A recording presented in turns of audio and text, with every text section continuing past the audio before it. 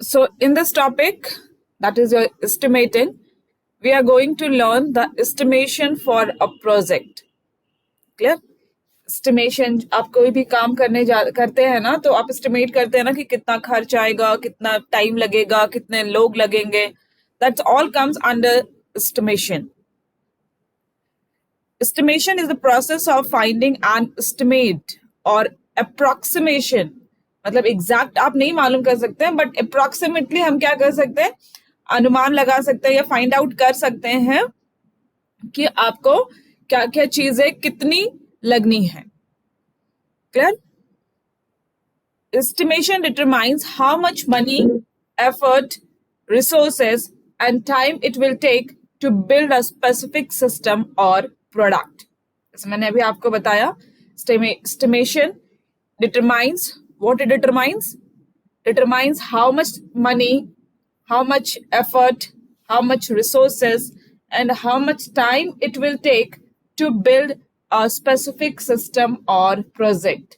किसी भी प्रोजेक्ट को करने में कितना समय लगेगा, कितने पैसे खर्च होंगे, कितना एफर्ट लगेगा, ये क्या होता है, आप एस्टिमेट से मालूम कर सकते हैं.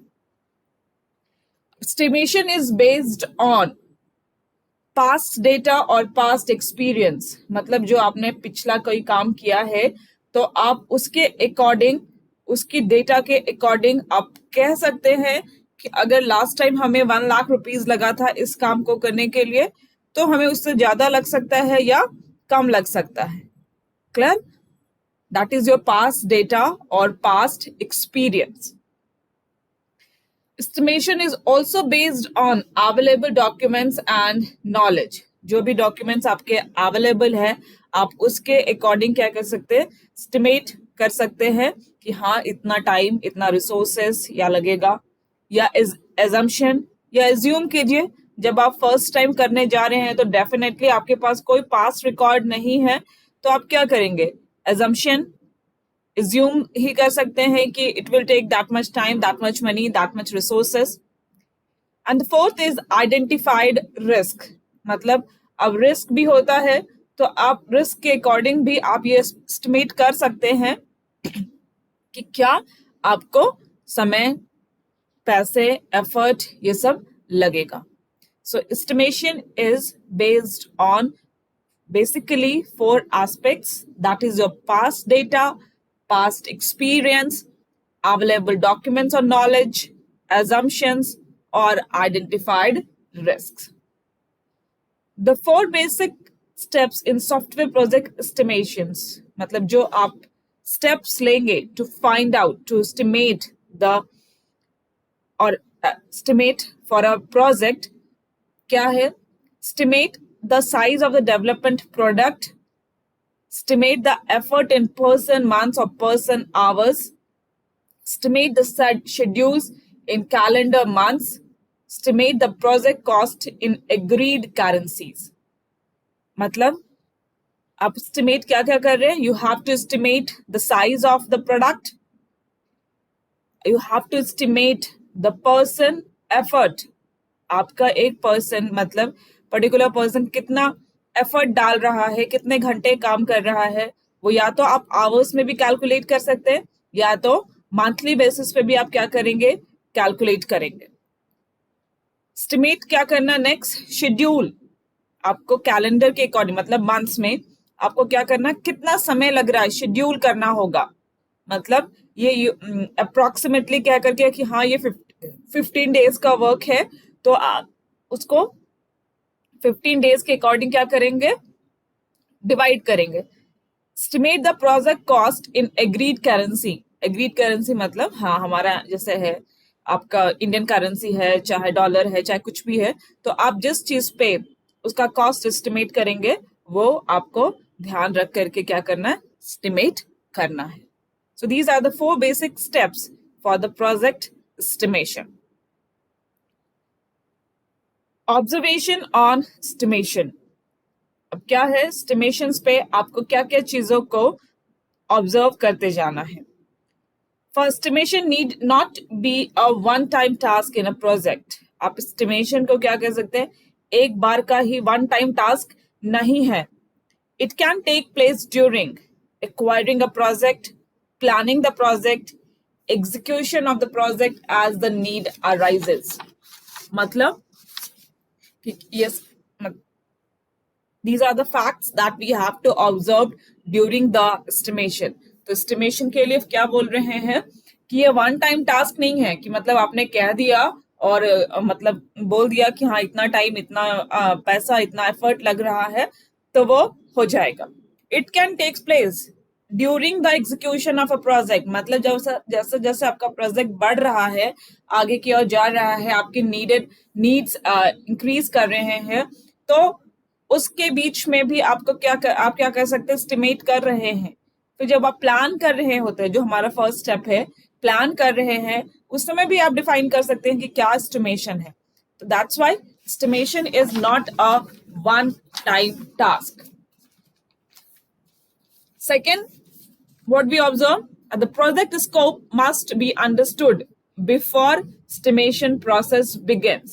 जैसे आपको बताया है कि first step that is the identification of the requirement of a user, ये हर जगह पे important है. आपको प्रोजेक्ट का नीड पहले स्कोप ये सबसे पहले समझना है and thereafter you can estimate.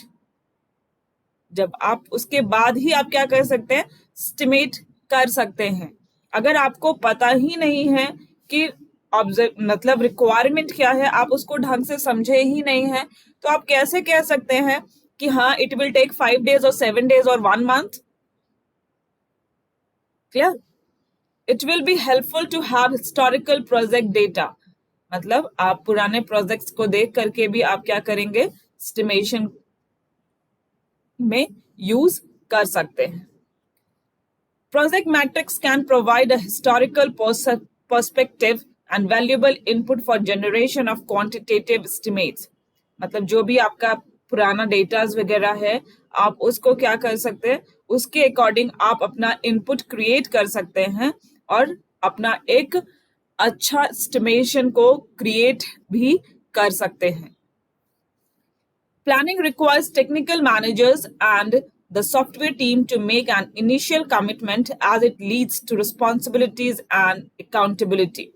जैसे मैंने आपको बताया है कि जो आपकी सॉफ्टवेयर टीम है उन सभी को आपको क्या करना है डिफरेंट वर्क देना है. ठीक है. तो वर्क्स ऑन रिस्पॉन्सिबिलिटीज जो आप असाइन करते हैं वो डिपेंड करता है आपके उस पर्टिकुलर पर्सन्स के एबिलिटी पर. ठीक है. तो जो भी है उसके अकॉर्डिंग क्या करना है आपको एस्टिमेट फाइंड आउट करना है आपको ऑब्जर्व करना है क्योंकि एस्टिमेशन के अंदर ह्यूमन रिसोर्सेज भी आ रहा है तो आपको इन सभी चीजों को लीड करते हुए सभी पर्टिकुलर लोगों का क्या करना है रिस्पॉन्सिबिलिटी देना है. तभी आप कह सकते हैं कि हाँ इतने लोग चाहिए and they are sufficient to do their work on time. Past experience can aid greatly. जो भी आपका past experience है वो आपको estimation find out करने में बहुत ही ज्यादा सहायक होता है और मददगार है. क्यों? अगर जैसे ह्यूमन रिसोर्स की ही अगर हम बात कर रहे हैं तो लास्ट प्रोजेक्ट में अगर कहे कि हमारे 6 लोग काम कर रहे थे and it will take 2 months. अब उस चीज को आप ऑब्जर्व करेंगे कि अगर उन 6 लोगों में से किसी दो लोगों ने भी अपना एफर्ट पूरा नहीं डाला इट मीन्स वो काम 4 लोगों से भी हो सकता था लेकिन वो क्या होने चाहिए थे मच रिस्पॉन्सिबल और कैपेबल होने चाहिए थे. क्लियर. तो जो भी आपका पास्ट एक्सपीरियंस है वो क्या करता है आपके एस्टिमेशन में एक इंपॉर्टेंट रोल प्ले करता है. Use at least 2 estimation techniques to arrive at the estimate and reconcile the resulting values. मतलब जो different estimation techniques हैं, that is a decomposition technique. वो आपको क्या करना है मतलब 2 estimation technique को use करना है और उनको observe करना है ताकि आप better estimation को find out कर सके. Plan should be iterative and allow adjustment as time passes and more details are known. जो भी आपका प्लानिंग है वो एकदम ऐसा फिक्स नहीं होना चाहिए. जैसे जैसे टाइम गुजरता है, जैसे जैसे आप ज्यादा चीजें जानने लगते हैं, उसके अकॉर्डिंग क्या कर सकते हैं आप, उसमें चेंजेस करें, एडजस्टमेंट करें, ये होना जरूरी है. So these are the observations that we go through while during the estimation for a project for a software development. Any doubt, girls? किसी का कोई क्वेरी? समझ में आ गया? Yes, ma'am.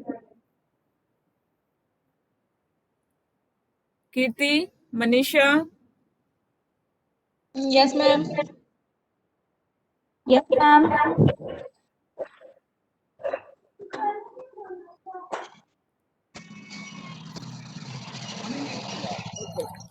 let's come to the next topic, that is your planning.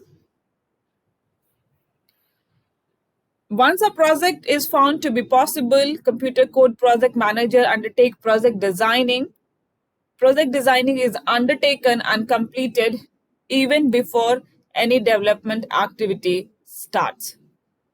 Project designing consists of subsequent essential activities. Estimating, अब यहाँ पे क्या बोल रहे हैं, जो प्लानिंग है, that is the part of your development of a project. उसमें क्या होता है कि आपको जो भी पॉसिबिलिटीज है आपने फाइंड आउट कर लिया. कंप्यूटर कोड जब डेवलपमेंट होने जा रहा है, that is the part of your designing. अब उसमें क्या करना है, आपको प्लान करना है, किस चीजों को, क्या चीज प्लान करना है कि किस तरह से वो कोडिंग, जो डेवलपमेंट पार्ट एक्टिविटीज है वो स्टार्ट होगी और किस तरह से वो आगे की ओर बढ़ेगी. Project designing consists of subsequent essential activities. Estimating the subsequent attributes of the project, मतलब जो भी attributes है उसके according क्या होता है कि जो भी डिजाइनिंग पार्ट है उसके जो एक्टिविटीज हैं वो डिपेंड करते हैं इन सभी एट्रीब्यूट्स पे किसी भी प्रोजेक्ट के. लाइक जो आपका एट्रीब्यूट्स है, लाइक प्रोजेक्ट साइज, मतलब उस पर्टिकुलर प्रोजेक्ट का साइज क्या है, कितना बड़ा प्रोजेक्ट है. If it is of 2 page, मतलब 2 फॉर्म डिजाइन करना है तो it will take less time, coding भी फटाफट हो जाएगी. और अगर वही आपके वहां पे डिजाइनिंग ज्यादा है तो it will take time. Clear?